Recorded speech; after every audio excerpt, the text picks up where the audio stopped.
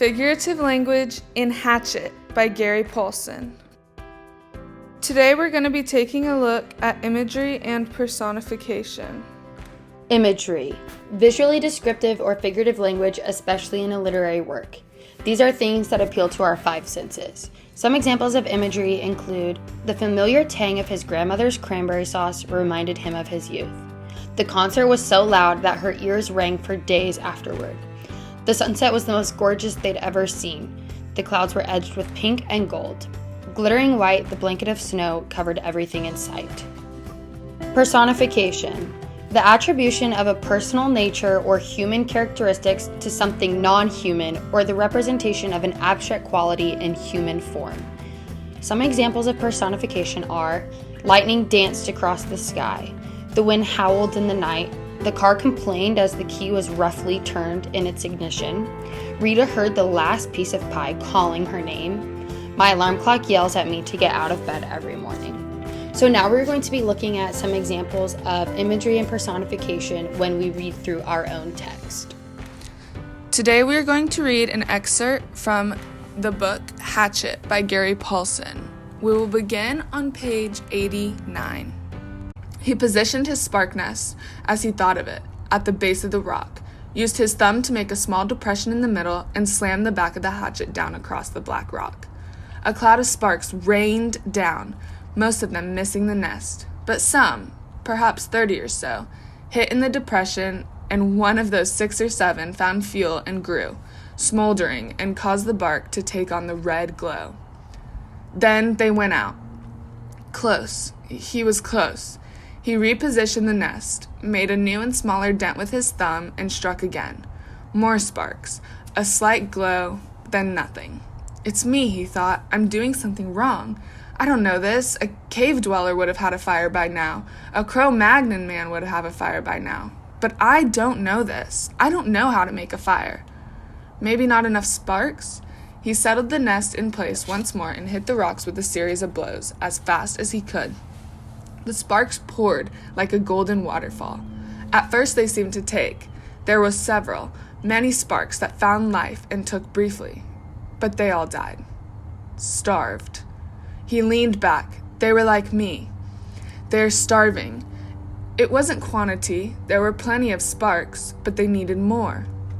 I would kill, he thought suddenly, for a book of matches. Just one book.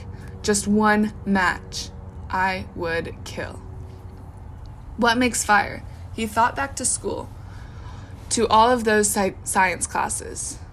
Had he ever learned what made a fire? Did a teacher ever stand up there and say, "This is what makes a fire"? He shook his head, tried to focus his thoughts. What did it take? You have to have fuel, he thought, and he had that. The bark was fuel. Oxygen.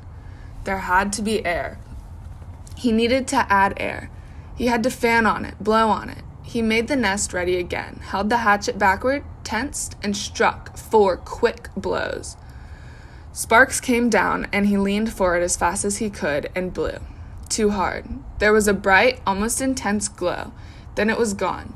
He had blown it out. Another set of strikes, more sparks. He leaned and blew, but gently this time, holding back and aiming the stream of air from his mouth to hit the brightest spot. 5 or 6 sparks had fallen in a tight mass of bark hair, and Brian centered his efforts there. The sparks grew with his gentle breath. The red glow moved from the sparks themselves into the bark, moved and grew and became worms, glowing red worms that crawled up the bark hairs and caught other threads of bark and grew until there was a pocket of red as big as a quarter, a glowing red coal of heat. And when he ran out of breath and paused to inhale, the red ball suddenly burst into flame. "Fire!" he yelled. "I've got fire! I've got it! I've got it! I've got it!" But the flames were thick and oily and burning fast, consuming the ball of bark as fast as it were gasoline. He had to feed the flames, keep them going. Working as fast as he could, he carefully placed the dried grass and wood pieces he had tried at first on top of the bark and was gratified to see them take. But they would go fast. He needed more and more. He could not let the flames go out. He ran from the shelter to the pines and started breaking off the low, dead, small limbs. These he threw in the shelter, went back for more, threw those in, and squatted to break and feed the hungry flames. When the small wood was going well, he went out and found larger wood, and did not relax until that was going. Then he leaned back against the wood brace of his door opening and smiled. I have a friend, he thought. I have a friend now.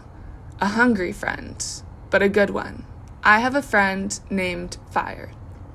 Hello, Fire. The curve of the rock back made an almost perfect drawing flue that carried the smoke up through the cracks of the roof but held the heat. If he kept the fire small, it would be perfect and would keep anything like the porcupine from coming through the door again. A friend and a guard, he thought. So much from a little spark.